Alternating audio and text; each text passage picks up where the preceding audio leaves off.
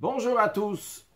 Avec l'aide de Dieu, nous allons étudier le chapitre 6 de Igeret HaTshuva sur page 190. Dans le chapitre 4, le Admour HaZaken a ramené ce qui a écrit dans le Zohar, que le mot Teshuva, qui veut dire se repentir, se rapprocher de Dieu, est composé de Tashuv, He, retourne le He. Et le Zohar a dit qu'il y a deux He dans le Yud Kevavke et dans le tétragramme. Donc ce qui correspond qu'il y a un premier He, qui est le He Ilaha, ce qui est en haut, et le He deuxième qui est en bas, qui s'appelle Tata, le He Tata. Et donc le Zohar dit Tashuv He, ça veut dire qu'il y a le He d'en bas qui doit remonter, il y a le He d'en haut qui doit remonter. Pour comprendre cela, le Admour HaZaken a dit on va comprendre d'abord la notion de karet. Retranchement. Lorsque quelqu'un a fait certaines fautes, eh bien il meurt avant 50 ans. L'Admour HaZaken a demandé comment ça se fait qu'aujourd'hui on voit des gens qui transgressent ces interdits dans lesquels on est coupable de karet, de retranchement, de mourir avant 50 ans. Et pourtant, ces gens-là continuent à vivre même après 50 ans. Et pas seulement qu'ils continuent à vivre, mais en plus, ils vivent banéimim, avec tranquillité, de manière agréable, avec un bien-être. Comment est-ce possible? Pour comprendre cela, l'Admour HaZaken a expliqué comment le juif, sa neshama, son âme, vient de Yud Kevavke du tétragramme, qui correspond à ce qu'on appelle la pnimiyut hachayut, la partie intérieure de la vitalité de Dieu. Contrairement au monde, qui a été créé par la partie extérieure de la vitalité, le chitzoniut hachayut, qui correspond aussi à la chitzoniut halokut, la partie extérieure de la divinité, ce qui s'exprime aussi par le fait, en ce qui concerne la neshama, l'âme du juif, il y a écrit Vayipar, que Dieu l'a soufflé. Lorsque quelqu'un souffle de son intérieur, il donne de sa pnimiyut. Par contre, le monde a été créé par la parole de Dieu, que la parole a aussi un souffle, mais c'est un souffle qui est tout à fait extérieur. Ce He Tata, ce dernier He de Yud Kevavke, il existe aussi bien pour le monde, puisque le dernier He de Yud Kevavke représente la parole, donc ça représente la parole de Dieu qui a créé le monde, mais ce He Tata a aussi une forme qui est plus intérieure, non pas seulement la parole, mais le souffle qui est dans la parole. Vrai, c'est pas comme le souffle, tout simplement, mais dans la parole aussi, il y a un souffle qui est moins fort, mais quand même un souffle. L'Admour HaZaken, dans le 5e chapitre, il appelle ça le pnimiyut hadibur, la partie intérieure de la parole. Et le juif, même lorsqu'un neshama, bien que premièrement sa neshama vient de Yud Kevavke, c'est ce que l'Admour HaZaken explique dans le 4e chapitre, et dans le 5e chapitre, l'Admour HaZaken explique, lorsque la neshama du juif est descendue dans ce monde, la hamshach avirida, eh bien à ce moment-là, elle se fait par le dernière lettre de Yud Kevavke, qui est donc le He Tata, ce He inférieur. Et de quel niveau du He inférieur? De la pnimiyut, de la partie intérieure. Donc, juste à savoir que le He Tata, la 4e lettre du Yud Kevavke, est liée aussi bien avec le monde en général, puisque ça représente la parole, et le monde a été créé avec la parole. Et c'est aussi lié lorsqu'un neshama du juif descend dans ce monde-là par la parole de Dieu, seulement que le neshama du juif est lié avec la pnimiyut hadibur, la partie intérieure de la parole. Puis dans le chapitre 5, l'Admour HaZaken a continué à expliquer comment lorsque le juif il transgresse la volonté d'Akadosh Baruch Hu, eh bien, il se coupe, il se détache de cette vitalité que Dieu lui donne, ce qui est le karet, le retranchement, comme une corde qui a son sommet là-haut et son extrémité est en bas, que lorsque quelqu'un il va couper la corde, ça c'est le karet en faisant des avérot, des transgressions qui sont graves entre guillemets, donc certaines transgressions que la Torah elle dit que la personne a le karet, et bien à ce moment-là, il se détache de Dieu. Et alors, s'il se détache de Dieu, eh bien, le juif reçoit sa vitalité de pnimiyut hachayut, de la partie intérieure de la divinité, de Yud Kevavke. C'est la raison pour laquelle, que si le juif va se détacher de sa source, eh bien, automatiquement, il ne va pas pouvoir continuer à vivre. Il va pouvoir continuer à vivre jusqu'à 50 ans, parce qu'il reste encore un réchim ou une trace de ce nefesh halakut, de son âme divine, pour quelqu'un qui est coupable de karet, de retranchement, et quelqu'un qui est chayav mitavidei shamayim, qui est coupable de mort par le ciel, qui meurt avant 60 ans, il restera encore une trace de son nefesh halakut, de son âme divine, mais il ne peut pas vivre plus que ça, parce que sa source divine a été coupée. Cela nous explique la notion de karet en général. Quand je dis en général, c'est-à-dire lorsque la personne mourait avant 50 ans ou avant 60 ans pour le mitavidei shamayim, pour ce qui était passif de mort par le ciel. Et ça ne nous explique pas comment ça se fait que de nos jours, on voit des gens qui transgressent et pourtant ils continuent à vivre, même après cet âge-là. C'est ça ce que l'Admour HaZaken va nous expliquer dans le chapitre 6 que nous allons étudier Bezrat Hashem maintenant, que tout ce qui a été dit jusqu'à présent, c'est uniquement lorsque le peuple juif était dans un niveau très très haut. Ce niveau très très haut s'exprime par le fait qu'il y avait le Beth Hamikdash, le temple. Et vu qu'il y avait le temple, il y avait la Shrina, la présence divine. Shrina qui vient du langage de Shochen, qu'Akadosh Baruch Hu réside dans le peuple juif. Et quand il réside dans le peuple juif, c'est pas juste dans le peuple juif en général, mais c'est dans chaque juif individuellement qui reçoit sa vitalité de Dieu. Et donc, c'est la raison pour laquelle que s'il transgressait la volonté de Dieu, il mourrait tout de suite. Par contre, après la destruction du temple, tout de suite ou avant 50 ans. Par contre, après la destruction du temple, la Shrina, cette présence divine, qui s'exprime par le Hetata, le dernier He de Yud Ke Vav Ke, eh bien, est descendue en galout, est descendue en exil. Qu'est-ce que ça veut dire qu'elle est descendue en exil? Jusqu'à présent, le monde entier recevait sa vitalité de Chitzon Yutachayut, de la partie extérieure de Dieu. Le peuple juif, la divinité, de la partie extérieure de la divinité. Le peuple juif reçoit de la partie intérieure de la divinité. Maintenant, encore un point à savoir, que le monde entier reçoit sa force, donc de Chitzon Yutachayut, cette vitalité extérieure que Dieu donne, ça passe à travers un vêtement, entre guillemets un vêtement. Ce vêtement-là s'appelle les 10 sphères de Noga. Expliquons un peu plus. Il y a des mondes spirituels. Dans ces mondes spirituels, il y a 10 sphères. Il y a les 10 sphères de Gdusha, de sainteté, et Dieu il a fait Zeleumadze, l'un contre l'autre, face à l'autre. Donc ça existe aussi dans les forces du mal, il y a aussi ces 10 sphères. Alors, il y a ce qu'on appelle Noga. Noga, c'est une klipa, littéralement, c'est-à-dire une écorce qui représente du mal, puisqu'elle est bloc, mais elle s'appelle aussi Noga. Noga qui veut dire qu'il y a de la lumière. Donc, c'est pas quelque chose qui est tout à fait mauvais, mais c'est pas quelque chose qui est bon non plus. C'est quelque chose qui est l'intermédiaire entre les forces de la Gdusha, de la sainteté, et les forces du mal. Les forces du mal qui s'appellent la Sitra Achara, l'autre côté. L'autre côté, ça c'est quelque chose qui est entièrement mauvais. Quand quelqu'un il transgresse la volonté de Dieu, il est dans le côté de Sitra Achara, des forces qui sont mal, de l'autre côté. Quand quelqu'un il fait la volonté de Dieu, il est dans la Gdusha, dans la sainteté. Maintenant, les choses qui sont potentiellement, ils peuvent aller d'un côté ou de l'autre, comme par exemple du manger qui est cachère, mais qu'est-ce qu'on va faire avec? C'est entre nos mains. Eh bien ça, c'est à l'homme de décider, est-ce qu'il va les mettre du bon côté ou bien de l'autre côté. Maintenant, depuis que Akadosh Baruch Hu il a créé le monde, il y avait Adam Arishon. Après qu'Adam Arishon il a fauté, il y a eu Chet Etz Hadat, le faute de l'arbre de la connaissance. Lorsqu'il y a eu la faute de l'arbre de la connaissance, maintenant ça s'est fait un mélange entre le bien et le mal. Cet arbre-là qui est Etz Hadat Tov Vara, l'arbre de la connaissance du bien et du mal. Lorsque Adam Arishon a pris de cet arbre, eh bien à ce moment-là, il a fait un mélange de bien et de mal dans le monde. Depuis ce moment-là, eh bien la vitalité qui fait vivre le monde entier passe par les 10 sphères de Noga. Donc il y a déjà une certaine galoute, une certaine exil, entre guillemets, pour la vitalité divine. Cette Ritson Yutachayut, cette partie extérieure de vitalité qui va faire exister le monde entier, va passer dorénavant toujours par les 10 sphères de Noga. Par contre, le peuple juif reçoit toujours de Pnimi Yutachayut sans aucun passage, sans aucun intermédiaire, directement. Ça, jusqu'à la destruction du temple. À partir de la destruction du temple, le peuple juif va recevoir toujours de Pnimi Yutachayut, de la partie intérieure de la divinité, mais par les 10 sphères de Noga. Ça, c'est de manière générale.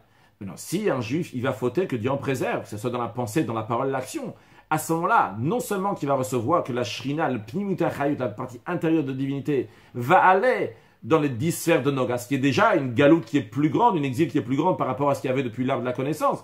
Parce qu'ici, il s'agit de Pnimi Yutachayut, la partie intérieure qui va dans les 10 sphères de Noga. Mais lorsque le juif il faute, c'est encore pire. Parce que maintenant, cette Pnimi Yutachayut, cette partie intérieure de divinité, va aller dans les Sitra Acha, dans les forces du mal.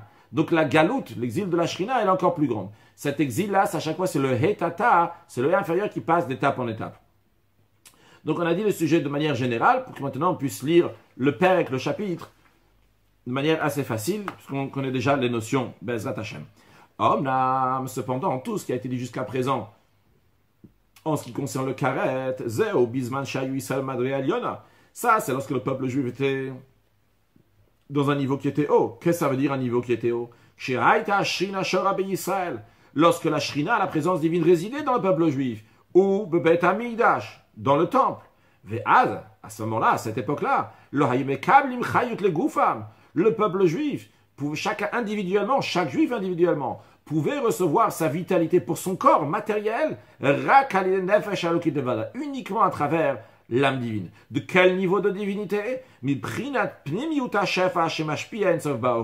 niveau intérieur du flux divin que Dieu donne, à l'idée Shemavaye Baruchu, par le nom de Yud Kevavke, le tétragramme, Kaniskar Le'el, comme on a mentionné dans le chapitre précédent. Donc ça c'était avant, lorsque le peuple juif était à un niveau très très haut. Mais après que le peuple juif est descendu de son niveau, et par leurs actions, ils ont fait qu'il y a quelque chose de mystérieux qui s'est passé. C'est l'exil de la présence divine. C'est quelque chose de mystérieux parce que c'est quelque chose qui est incompréhensible. Dieu, il n'est pas obligé, la divinité n'est pas obligée d'aller en exil, de s'exiler avec le peuple juif, que ce soit dans les 10 sphères de Noga, que ce soit dans la cité Acha de l'autre côté. C'est quelque chose qui est incompréhensible. Alors vrai que ce but-là de descendre, c'est pour arriver à un niveau plus haut, mais jusqu'à qu'on ne voit pas ça concrètement, on ne pourra pas comprendre ça. Ça reste quelque chose qui est mystérieux. Maintenant, comment est-ce possible que le peuple juif, par ses actions à lui-même, il va faire que la Shrina, la présence divine, va aller en exil? Le juif, il fait ce qu'il fait. La présence divine, c'est la présence divine. Alors, l'Admour Azaken ramène une preuve sur ça. Il dit que Moshe Kat, comme est écrit, le prophète dit, Uvefishechem, par vos fautes, Shulcha Imchem, votre mère a été renvoyée. Déjà, de ce verset-là, on voit que c'est par les actions du peuple juif que la Shrina, la présence divine, a été renvoyée, partie en exil. Et de deux, ce verset-là aussi nous explique pourquoi c'est le peuple juif qui fait cet exil-là. Pourquoi? Parce que c'est Imchem, c'est votre mère. La Shrina, la présence divine, c'est votre mère. Dans la Chassidut, dans la Kabbale, c'est expliqué que la Shrina, cette présence divine, représente le Malchut d'Atsilut. C'est la 10e sphère du premier monde spirituel qui s'appelle Atsilut, et la 10e s'appelle Malchut, Malchut d'Atsilut.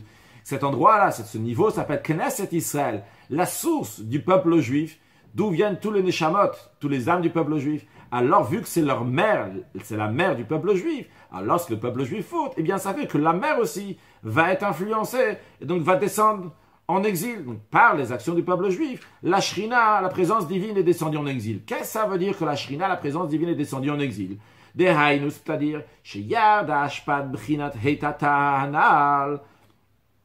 Ce Heitata, ce He inférieur, la 4e lettre de Yud Kevav, qui est le 2e He, donc qui y a dans le tétragramme, Anal, la Niskarlel qu'on a mentionné avant, est descendu. Venishtal Shalami Madriga le Madriga.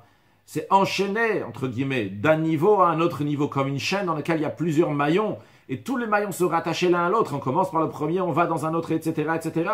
Donc c'est descendu de niveau en niveau, le mata jusqu'à très très bas. Jusqu'à que le flux de la Shrina, de la présence divine, s'est habillé dans les 10 sphères de Noga.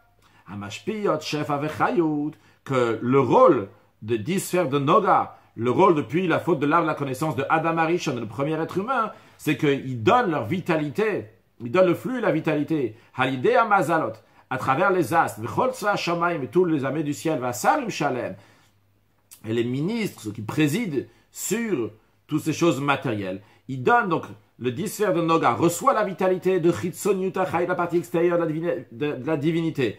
10 sphères de Noga le reçoivent, transmettent ça aux astres, que les astres vont faire vivre les choses matérielles dans ce monde-là.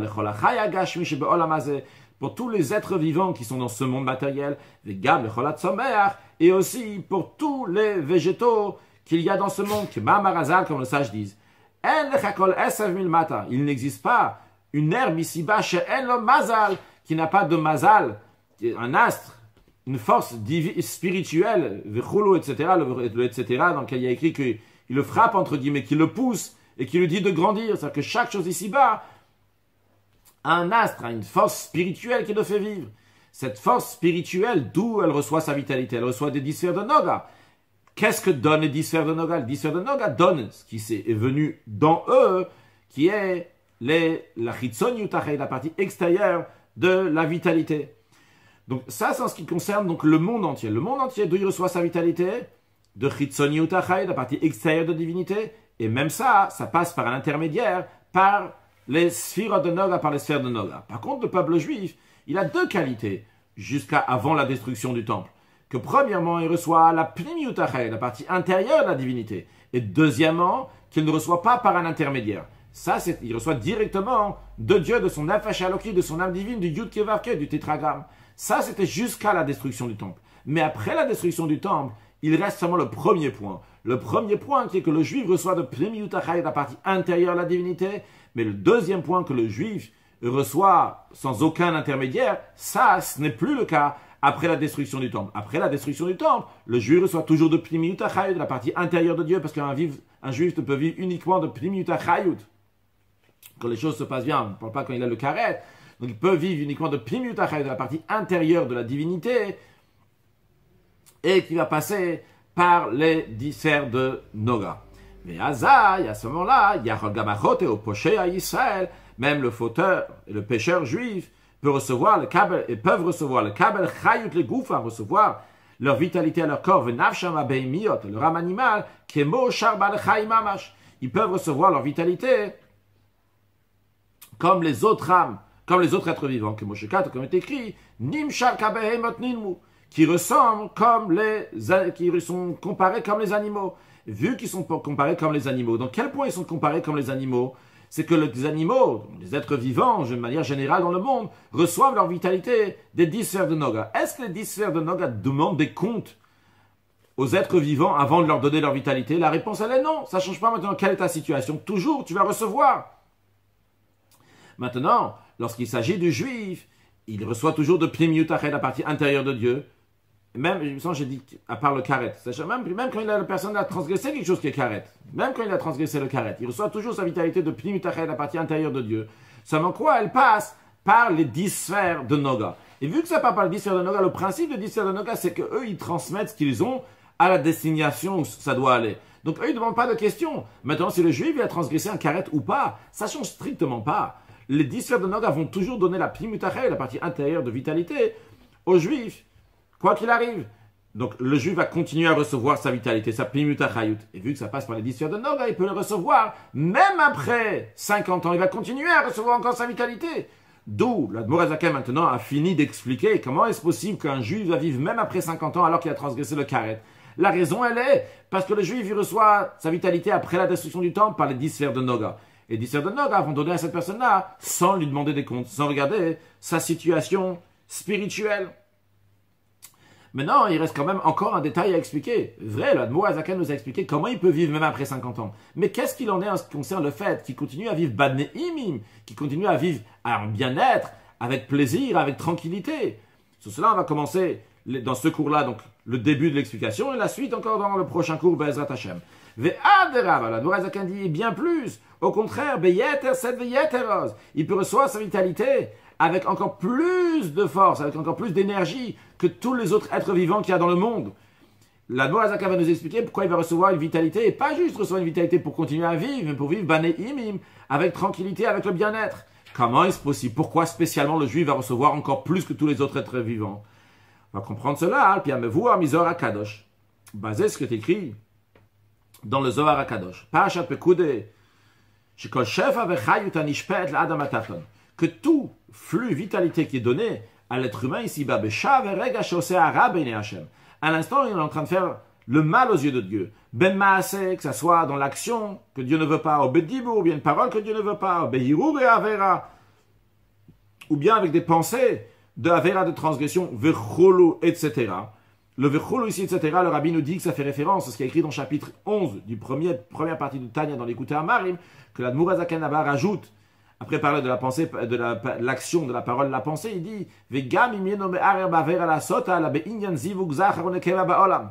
que même s'il ne pense pas concrètement à faire une avera, une transgression, mais il pense juste théoriquement à une cohabitation d'un homme et d'une femme, que bien qu'il ne fait pas d'avera maintenant, mais ça peut amener une avera comme la Gmaïl, donc tout vote, explique le verset Venishmat Mikol Davara, tu vas te garder de toute chose qui est mauvaise, chez le Yaharer Bayom, tu ne vas pas penser le jour, et qu'après, pendant la nuit, il va y avoir une pollution nocturne. Ça, c'est Vechulu. Alors, l'Admor HaZaken dit, ça aussi, ça vient des forces du mal. Donc, si on dit même qu'il n'est pas en train de faire une avera, mais vu qu'il est en train de penser à quelque chose qui amène une avera, une transgression, eh bien ça aussi, ça vient des forces du mal. Hakol nishpalo bechalot asitra achara. Tout ça vient des palais, entre guillemets, de l'autre côté, des forces du mal. Un voir, Imsham Zohar HaKadosh, qui sont expliqués là-bas dans le Zohar HaKadosh, que dans le Zohar HaKadosh, c'est expliqué chaque palais, quelle est sa particularité dans les forces de l'autre côté des forces du mal, qui donnent pour telle avera, pour une autre avera, etc. Donc maintenant, qu'est-ce qui se passe? Lorsque le juif, il est en train de transgresser la volonté de Dieu, ce n'est pas seulement que sa Pnimiut Achayut, sa vitalité intérieure qui lui était destinée par les 10 sphères de Noga, ce qui est déjà une galoute en soi, mais une exil pour la Shrina, pour la présence divine, mais encore plus que ça maintenant. la Shrina va passer encore une étape d'exil. Il y a la première exil, lorsque le Hetata, le He inférieur, qui est donc le dernier de Yud-Kevavke qui fait vivre le monde entier à l'époque de Adam Arishon lorsqu'il a fait la faute, est parti dans les 10 sphères de Noga. Alors, c'est une klipa, c'est une force négative, mais Noga dans lequel il y a de la lumière, il y a aussi du bien. Après, il y a encore un exil. C'est plus pas seulement la Chitzon Yutare, la partie extérieure de la vitalité divine qui va dans ces 10 sphères de Noga. Il y a la Pnemi Yutachayut, la partie intérieure de la vitalité de Dieu, celle qui est destinée pour le juif, qui passe par les 10 sphères de Noga. Et ça, c'est une galoute, c'est un exil qui est beaucoup plus grande pour la Shrina, pour la présence divine, qui a commencé à partir de la destruction du temple. Mais encore, toujours, vrai, c'est une klipa, c'est une force négative, mais il y a du Noga, il y a de la lumière. Par contre, ici, c'est encore une étape dans l'exil qui est encore beaucoup plus basse. Ici, on prend la Pnimi Yutachayut, le juif en transgressant la volonté de Dieu. Il prend la vitalité intérieure de Dieu. Et où est-ce qu'il l'amène? Il l'amène dans le Sitra Acha, dans les forces du mal. Il prend la force divine, l'amène au niveau le plus bas. Donc c'est une galoute, c'est un exil pour la Shrina encore plus grande. C'est pas juste que ça va dans les 10 sphères de Noga, qu'il y a encore du Noga, il y a encore de la lumière. Ici, c'est en Sitra Acha, c'est dans le côté qui est mauvais, qui est tout à fait mauvais. Vea Adam ou Baal Bechira. Et l'homme, il a le libre arbitre. Est-ce qu'il veut recevoir sa vitalité des palais de l'autre côté, ou bien des palais de la sainteté, ou bien de recevoir des palais de la sainteté, des palais spirituels évidemment, de la sainteté, de lesquels viennent toutes les bonnes pensées qui sont saintes, etc.